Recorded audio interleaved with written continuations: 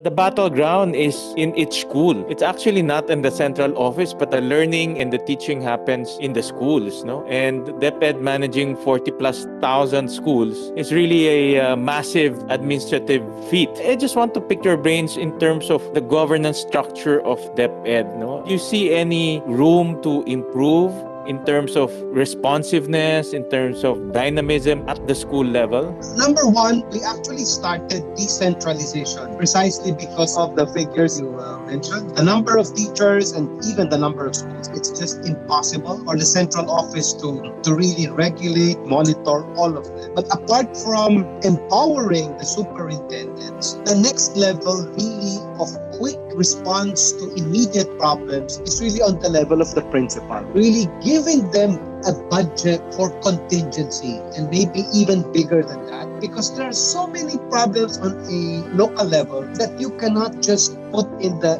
national budget.